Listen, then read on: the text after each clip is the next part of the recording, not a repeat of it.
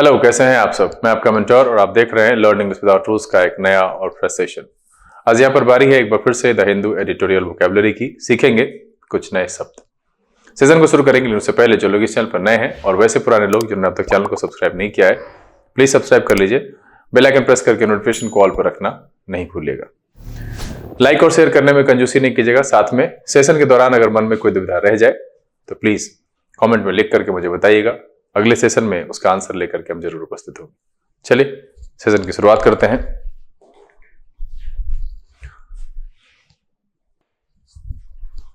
Learning without rules के session में एक बार फिर से आप सबका तहे दिल से स्वागत है। चलिए सेशन की शुरुआत करते हैं, सीखते हैं कुछ नए वर्ड्स और फिर वहीं से वर्ड ऑफ द डे। आज का जो वर्ड ऑफ डे है वो है लिम्बो। लिम्बो एक नाउन की तरह इस्तेमाल होता है और इसका मतलब होता है a situation in which you are not certain what to do next, can not take action etcetera, specially because you are waiting for somebody to make a decision. यहां पर है कि लिम्बो का मतलब हो गया कि ऐसी परिस्थिति जहां पर कि आप सर्टेन नहीं है कि आगे क्या करना है। कैन नॉट टेक एक्शन, आप कुछ एक्शन नहीं ले सकते हैं। Specially because you are waiting for somebody to make a decision, विशेष करके तब जब आप किसी का इंतजार कर रहे हो कि वो डिसीजन लेगा, वो कोई एक्शन लेने के लिए कहेगा या डिसीजन देगा, तब हम उस पर एक्ट करेंगे। उस अर्थ में हम लिम्बो का प्रयोग करते हैं, अनिश्चय की स्थिति। और ये जो लिम्बो है वेस्ट इंडीज के एक प्रकार का नृत्य होता है, उसको भी लिम्बो कहा जाता है। A situation in which you are not certain what to do next, can not take action etcetera, specially because you are waiting for somebody to make a decision. इस अर्थ में हम लिम्बो का प्रयोग करते हैं। मतलब है अनिश्चय की स्थिति, जहां पर कि आपको यह पता नहीं है कि आगे क्या करना है, कोई एक्शन आप नहीं ले सकते, विशेष करके तब जब आप इंतजार कर रहे हो कि सामने वाला कोई डिसीजन लेगा, यानी somebody to make a decision. और लिम्बो वेस्ट इंडीज के एक प्रकार के नृत्य को भी कहा जाता है। सिनोनिम की बात करें, अनफिनिश्ड, सस्पेंडेड, इनकम्प्लीट। एक अर्थ में तो लिम्बो के सिनोनिम के तौर पर रखा जा सकता है अनफिनिश्ड, सस्पेंडेड एंड इनकम्प्लीट। अगर हम एंटोनिम की बात करें, in hand, underway and continuing. क्या हो जाएगा? इन हैंड, अंडरवे और कंटिन्यूइंग एक अर्थ में लिम्बो के एंटोनिम के तौर पर प्रयोग किया जा सकता है। चलिए एग्जाम्पल देख लेते हैं। I will be in A state of Limbo till I hear from him. क्या है? I will be in A state of Limbo till I hear from him. यहां पर आज का जो वर्ड ऑफ द डे है वो है, बड़ा अच्छा शब्द है लिम्बो, यूज कर सकते हैं आप। असमंजस की स्थिति होती है, अनिश्चय की स्थिति होती है, जहां पर कि आप कुछ नहीं कर सकते, आपको नहीं पता कि क्या एक्शन लेना है, विशेष करके तब जब आप किसी के डिसीजन लेने का इंतजार कर रहे हो। वैसे कंडीशन के लिए हम यूज करते हैं लिम्बो का। चलिए सेशन को आगे बढ़ाते हैं, लेते हैं पहला वर्ड। आज का जो पहला वर्ड है स्लेट। स्लेट वर्ब और नाउन दोनों तरीके से इस्तेमाल होता है और नाउन के अर्थ में आप परिचित हैं। स्लेट पेंसिल पर सबने लिखा होगा, स्लेट कहते हैं उसको। दूसरा उम्मीदवारों की सूची होती है, उसको भी स्लेट कहते हैं। लेकिन यहां जो मैंने लिया है वो वर्ब वाला मीनिंग है। यहां मतलब है to attack by criticising, to write और say that something is very bad. To attack by criticising मतलब है क्रिटिसाइज करके किसी पर हमला करना। टू राइट और say that something is very bad मतलब किसी के बारे में लिखना या कहना कि कुछ बहुत बुरा है। मतलब है कि कड़ी आलोचना करना, ठीक है। और मैंने अभी कहा कि नाउन के अर्थ में अगर देखें तो उम्मीदवारों की सूची, और एक जो स्लेट होता है, पत्थर का टुकड़ा होता है, एक प्रकार की मिट्टी से बना हुआ, जिस पर कि हम लोग पेंसिल से बचपन में लिखते थे, उसको भी स्लेट कहते हैं। तो यहां पर उम्मीदवारों की सूची भी नाउन के अर्थ में और स्लेट का इस अर्थ में भी प्रयोग करते हैं। तो यहां स्लेट का मतलब है to attack by criticising, to write और say that something is very bad. इस अर्थ में हम स्लेट का प्रयोग करते हैं। फटाफट सिनोनिम देख लेते हैं। पहला है लंबास्ट, रोस्ट एंड कंडेम। क्या हो जाएगा? लंबास्ट, रोस्ट एंड कंडेम एक अर्थ में स्लेट के सिनोनिम के तौर पर इस्तेमाल कर सकते हैं। एंटोनिम की बात करें तो प्रेज, कमेंड एंड अपलॉड। क्या हो जाएगा? Praise, commend and applaud. Slate का एंटोनिम क्या है? Praise, commend and applaud. चूंकि यहां पर निंदा करना है तो किसी की आलोचना करना, बुराई करना, क्रिटिसाइज करना जो है वो उसके सिनोनिम के तौर पर इस्तेमाल होगा लैम्बास्ट, रोस्ट एंड कंडेम। और किसी की प्रशंसा करना, कमेंड, अपलॉड, ये जो है स्लेट के एंटोनिम के तौर पर इस्तेमाल किया जा सकता है। एग्जाम्पल देख लेते हैं। Her last book was slated by critics. क्या है? Her last book was slated by critics. यहां पर जो पहला शब्द है वो है स्लेट इस सेशन का। To attack by criticising, to write और say that something is very bad, कड़ी आलोचना करना, इस अर्थ में हम स्लेट का प्रयोग करते हैं। मैंने कहा कि स्लेट को जब हम नाउन की तरह प्रयोग करते हैं तो एक आपने बचपन में लिखा है पेंसिल और स्लेट, स्लेट पर पेंसिल से, तो वो भी होता है। दूसरा है उम्मीदवारों की सूची, इसके लिए भी हम स्लेट का प्रयोग करते हैं। चले अगला जो शब्द है वो है फीबल। फीबल एडजेक्टिव की तरह प्रयोग होता है और इसका मतलब होता है विद नो एनर्जी और पावर, वीक और not able to make somebody believe something. दुर्बल, कमजोर, पूर्णतया विश्वास योग्य नहीं, असक्त और बेदम, इस अर्थ में हम फीबल का प्रयोग करते हैं। विद नो एनर्जी और पावर यानी कि वीक, और not able to make somebody believe something, है ना, क्योंकि दुर्बल, कमजोर, पूर्णतया विश्वास योग्य नहीं, असक्त या बेदम, इस अर्थ में हम फीबल का प्रयोग करते हैं। सिनोनिम की बात करें, weak, puny, frail and delicate, क्या हो जाएगा? Weak, puny, frail and delicate एक अर्थ में फीबल के सिनोनिम के तौर पर इस्तेमाल करेंगे। एंटोनिम की बात करें, स्ट्रॉन्ग, स्टॉलवर्ट एंड स्टॉट, क्या हो जाएगा? स्ट्रॉन्ग, स्टॉलवर्ट एंड स्टॉट एक अर्थ में फीबल के एंटोनिम के तौर पर प्रयोग किया जा सकता है। यहां पर इस सेशन का जो दूसरा शब्द है वो है फीबल। इसका मतलब होता है विद नो एनर्जी और पावर, मतलब है वीक और not able to make somebody believe something. इस अर्थ में हम फीबल का प्रयोग करते हैं, मतलब है दुर्बल, कमजोर, पूर्णतया विश्वास योग्य नहीं, असक्त या बेदम, इस अर्थ में हम फीबल का प्रयोग करते हैं। सिनोनिम की बात करें, weak, puny, frail and delicate. Antonym की बात करें, स्ट्रॉन्ग, स्टॉलवर्ट एंड स्टॉट, एक अर्थ में हम फीबल के एंटोनिम के तौर पर रख सकते हैं। एग्जाम्पल देख लेते हैं। He was feeble, helpless, old man, क्या है? He was feeble, helpless, old man. यहां पर जो दूसरा शब्द है वो है फीबल। विद नो एनर्जी और पावर, मतलब है weak, not able to make somebody believe something. चलिए अगला जो शब्द है वो है पे ऑफ। ये एक फ्रेजल वर्ब है, इसके कई सारे मीनिंग है, मैंने यहां पर 2 या 3 लिया है। कह रहा है टू बी सक्सेसफुल, पहला है to beg money that you owe, और दूसरा है तीसरा है to tell someone to leave their job and pay them what they have earned. मतलब है कि एक तो सफल होने के सेंस में, किसी काम में सफल होना, ऋण चुकाना, या किसी को मजदूरी दे करके निकालना, मतलब जो वो कमाया है उसको वो दे दो और जॉब से निकाल दो, उस अर्थ में हम पे ऑफ का प्रयोग करते हैं। यहां पर मैंने 3 मीनिंग रखा है। टू बी सक्सेसफुल, किसी काम में सफल होना, pay back more money that you owe, मतलब है ऋण चुकाना, और कह रहा है to tell someone to leave their job to pay them what they have earned, मजदूरी देकर के निकाल देना, इस अर्थ में भी हम पे ऑफ का प्रयोग करते हैं। सिनोनिम की बात करें तो डिस्चार्ज, डिसमिस एंड फायर, है ना, ये मजदूरी देकर के निकालने वाले, इस अर्थ में मैंने सिनोनिम रखा है। डिस्चार्ज, डिसमिस एंड फायर एक अर्थ में सिनोनिम की तरह इस्तेमाल करेंगे। एंटोनिम की बात करें तो एम्प्लॉय एंड हायर एक अर्थ में हम पे ऑफ के एंटोनिम के तौर पर प्रयोग कर सकते हैं। क्योंकि यहां पर निकालने के अर्थ में मैंने सिनोनिम रखा है, इसलिए मैंने यहां पर एम्प्लॉय एंड हायर को इसके एंटोनिम के तौर पर चुना है। इस पेज पर जो पहला शब्द है वो है पे ऑफ, जो कि एक फ्रेजल वर्ब है, मतलब होता है to be successful, to pay off money that you owe, और to tell someone to leave their job and pay them what they have earned, मतलब है किसी को जॉब से चले जाने के लिए कहना, वो भी वो पैसा देकर के जो उन्होंने कमाया है, यानी मजदूरी देकर किसी को जॉब से निकाल देना, इस अर्थ में हम पे ऑफ का प्रयोग करते हैं। चलिए एग्जांपल देख लेते हैं। All her hard work has paid off, she passed her exam, क्या है? All her hard work has paid off, she passed her exam. चलिए अगला जो शब्द है वो है इम्पीच। इम्पीच वर्ब की तरह प्रयोग होता है और इसका मतलब होता है to charge an important public figure with a serious crime, है ना, किसी पब्लिक फिगर को कुछ पब्लिक सीरियस क्राइम के लिए चार्ज करना। To charge an important public figure with a serious crime, है ना, किसी पर अभियोग लगाना, महाभियोग लगाना।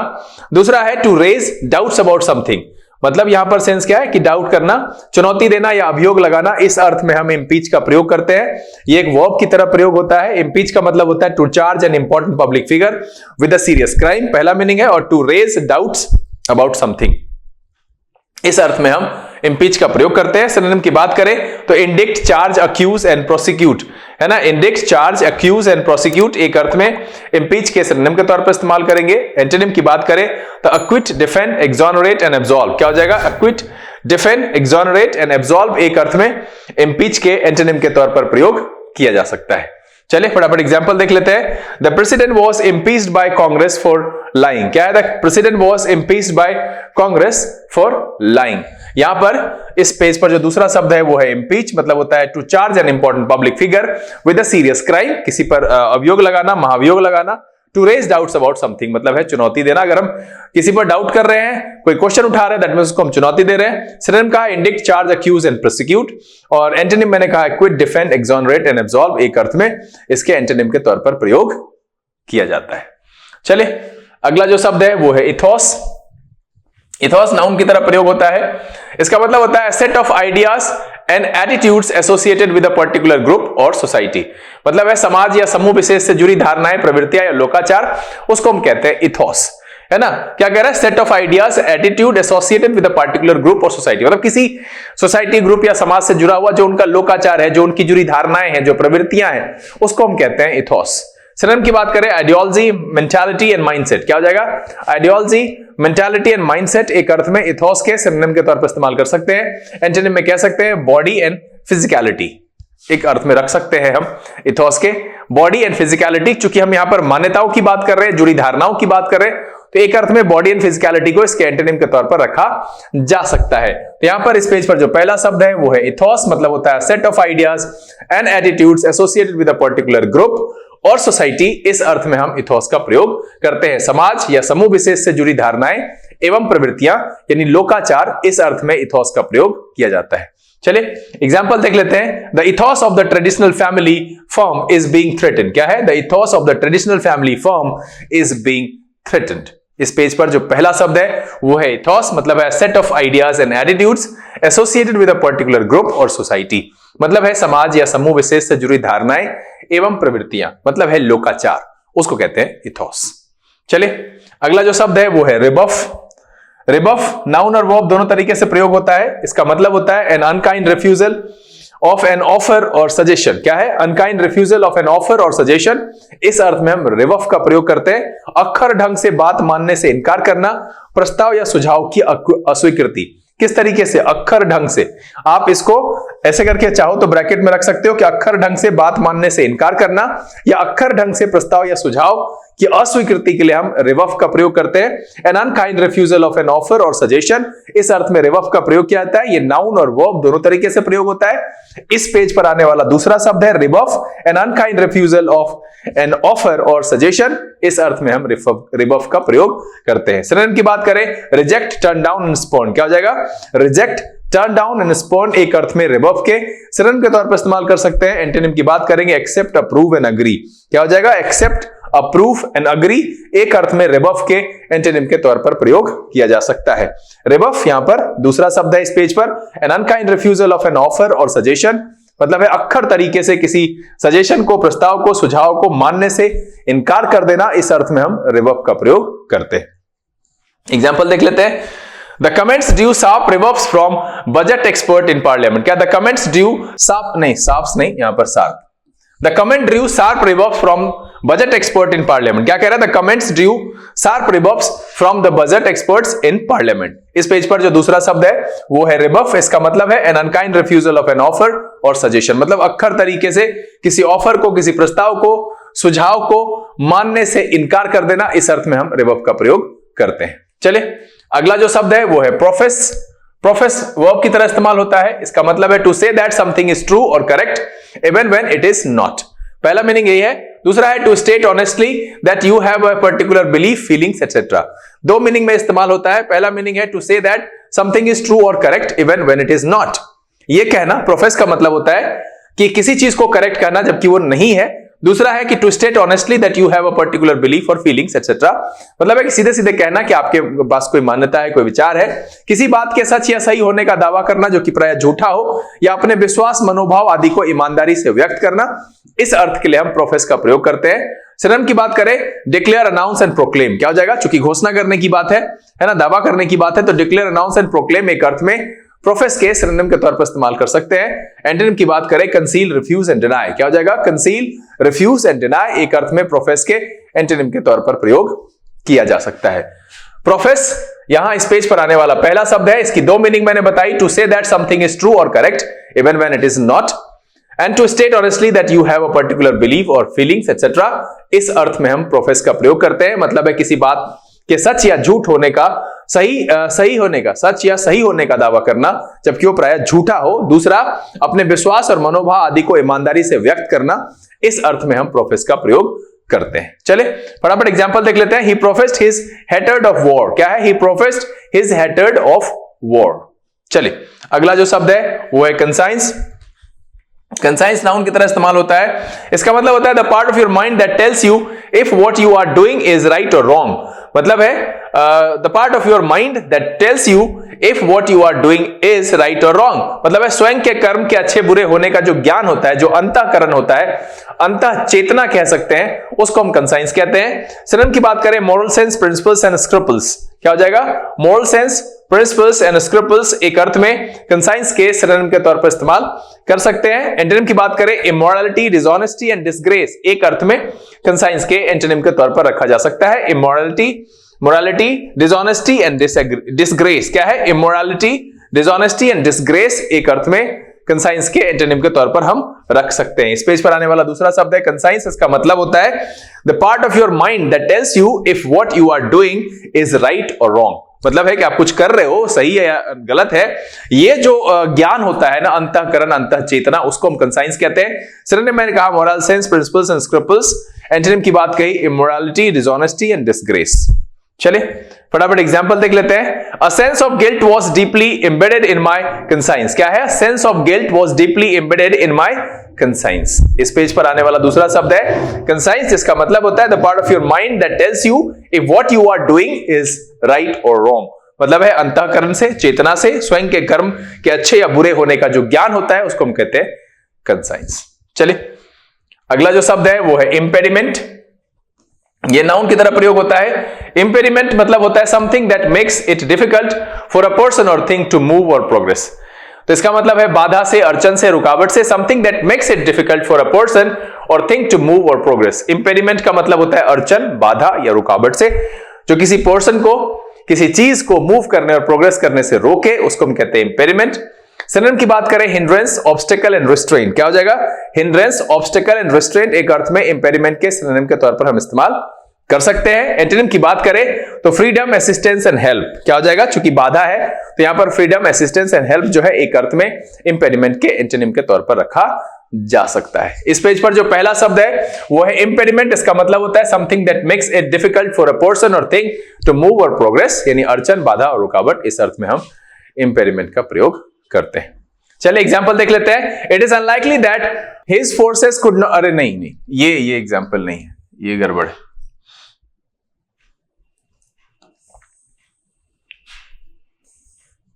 यहां पर लिख लीजिए the lack of fund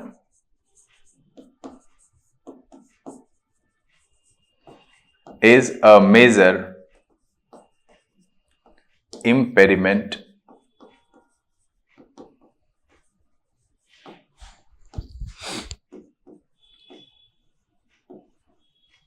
to research। क्या हो गया? The lack of fund is a major impediment to research। यहां पर इस पेज पर जो पहला शब्द है impediment, इसका मतलब होता है something that makes it difficult for a person or thing to move or progress। मतलब है बाधा, अड़चन या रुकावट से। एग्जाम्पल मैंने यहां पर क्या रखा? The lack of fund is a major impediment to research। The lack of fund is a major impediment to research। चले अगला जो शब्द है वो है retrieve। रिट्रीव वर्ब की तरह प्रयोग होता है। इसका मतलब होता है to find and bring back something और to get stored information from a computer.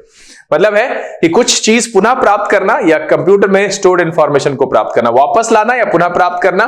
इस अर्थ में to find and bring back something और to get stored information from a computer, है ना। कंप्यूटर से स्टोर्ड इंफॉर्मेशन को प्राप्त करना, उसको रिट्रीव कहते हैं। To find and bring back something, इस अर्थ में भी हम रिट्रीव का प्रयोग करते हैं। इस पेज पर आने वाला दूसरा शब्द है रिट्रीव का मतलब होता है to find and bring back something या to get stored information from a computer.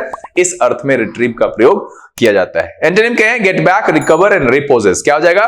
Gate back, recover and repossess एक अर्थ में रिट्रीव के सिनोनिम के तौर पर प्रयोग किया जा सकता है। एंटोनिम की बात करें, lose, waste, destroy and damage एक अर्थ में रिट्रीव के एंटोनिम के तौर पर प्रयोग कर सकते हैं। Lose, waste, destroy and damage एक अर्थ में रिट्रीव के एंटोनिम के तौर पर प्रयोग किया जा सकता है। यहां पर रिट्रीव वर्ब की तरह प्रयोग होता है, मतलब होता है to find and bring back something और to get stored information from a computer. इस अर्थ में हम रिट्रीव का प्रयोग करते हैं। इसका मतलब होता है वापस लाना या पुनः प्राप्त करना। Get back, recover and repossess, lose, waste, destroy and damage एक अर्थ में रिट्रीव के एंटोनिम के तौर पर हम इस्तेमाल कर सकते हैं। एग्जाम्पल देख लेते हैं।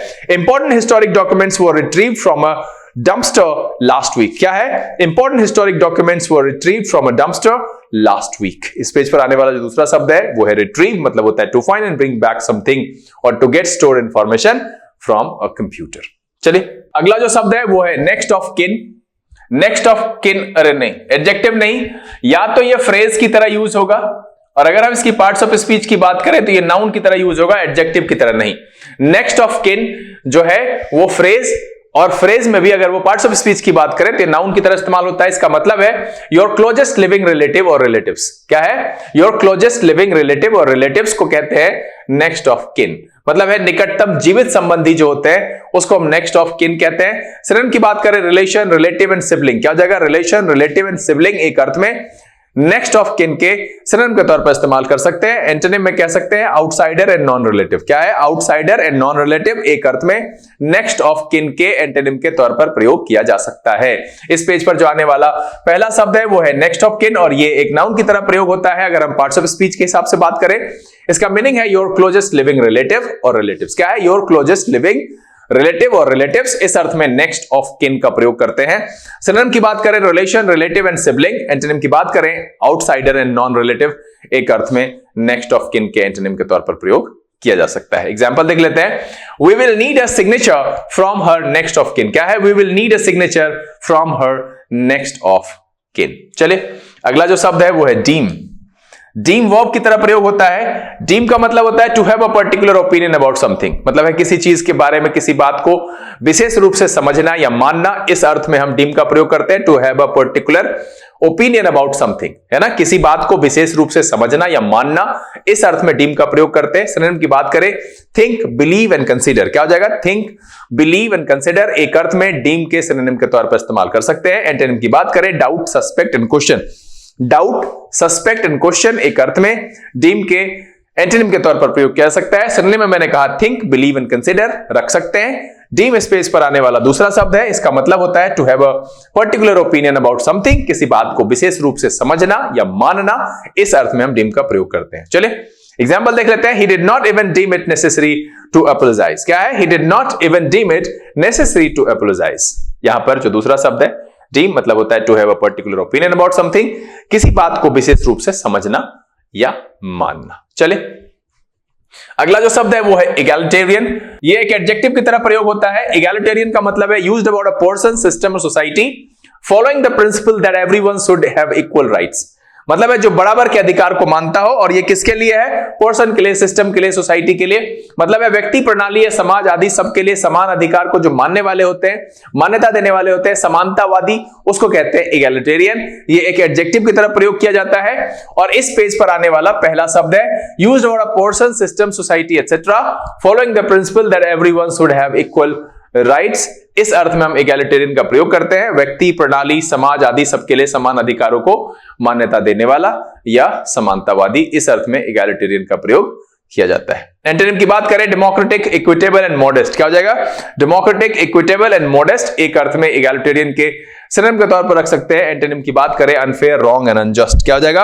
Unfair, wrong and unjust. चूंकि हम समानतावादी की बात कर रहे हैं तो अनफेयर भी एक तरह से बायस्ड हो जाएगा, अनजस्ट और रॉन्ग भी वहां पर उसके एंटोनिम के तौर पर, यानी इगैलिटेरियन के एंटोनिम के तौर पर रखा जा सकता है। इस पेज पर आने वाला पहला शब्द है इगैलिटेरियन, मतलब होता है used about a person, system, society etcetera following the principle that everyone should have equal rights, मतलब है समानतावादी। इस अर्थ में हम इगैलिटेरियन का प्रयोग करते हैं। एग्जांपल देख लेते हैं। The party's principles are basically egalitarian. क्या है? The party's principles are basically egalitarian. क्या है? पार्टी का प्रिंसिपल इगैलिटेरियन, समानतावादी। चलिए अगला जो शब्द है वो है क्रेडल। ये नाउन और वर्ब दोनों तरीके से इस्तेमाल होता है। एक तो क्रेडल जो होता है वो छोटे बच्चे का झूला होता है ना, जो इधर उधर झूलता है, उसको भी क्रेडल करते हैं, उसी अर्थ में नाउन का। ऐसे यहां पर टू होल्ड समबडी और something carefully and gently in your arms और a place where something important begin, मतलब है कि उद्गम स्थान जहां पर कुछ इंपॉर्टेंट शुरू हुआ था, उस अर्थ के लिए भी हम क्रेडल का प्रयोग करते हैं। या किसी को जेंटली, बहुत सावधानी से पकड़ना, केयरफुली पकड़ना, होल्ड करना, उसके लिए भी हम क्रेडल का प्रयोग करते हैं। टू होल्ड समबडी और something carefully and gently in your arms, उसके लिए क्रेडल का प्रयोग करते हैं। और एक तो कहा मैंने जो बच्चे का छोटा झूला होता है उसको कहते हैं, या फिर a place where something important begin, इस अर्थ में भी हम क्रेडल का प्रयोग करते हैं। सावधानी और कोमलता से किसी को हाथों में संभालना, उद्गम स्थल या उद्गम, इस अर्थ में हम क्रेडल का प्रयोग करते हैं। सिनोनिम की बात करें source, beginning and birth. Antonym की बात करें कंप्लीशन एंड कंक्लूजन। क्या है? सिनोनिम मैंने रखा सोर्स, बिगिनिंग एंड बर्थ एक अर्थ में, क्रेडल के सिनोनिम के तौर पर इस्तेमाल कर सकते हैं कंप्लीशन एंड कंक्लूजन, इसके एंटोनिम के तौर पर रखा जा सकता है। इस पेज पर आने वाला जो दूसरा शब्द है वो है क्रेडल, मतलब होता है टू होल्ड समबडी और something carefully and gently in your arms, a place where something important begin. इस अर्थ में, दो अर्थ यहां पर मैंने रखा, तीसरा मैंने कहा वो जो बच्चे का झूला होता है छोटा सा, उसको भी क्रेडल कहते हैं। एग्जाम्पल देख लेते हैं। She was taught the cradle, नहीं, she was taught from the cradle, यहां पर जोड़िए, she was taught from the cradle never to cry. क्या है example? She was taught from the cradle never to cry. इस पेज पर जो आने वाला दूसरा शब्द है क्रेडल, मैंने कहा कि पहले जो बच्चे का झूला होता है उसको कहते हैं, या फिर टू होल्ड समबडी और something carefully and gently in your arms और a place where something important begin. इस अर्थ में हम क्रेडल का प्रयोग करते हैं। She was taught from the cradle never to cry.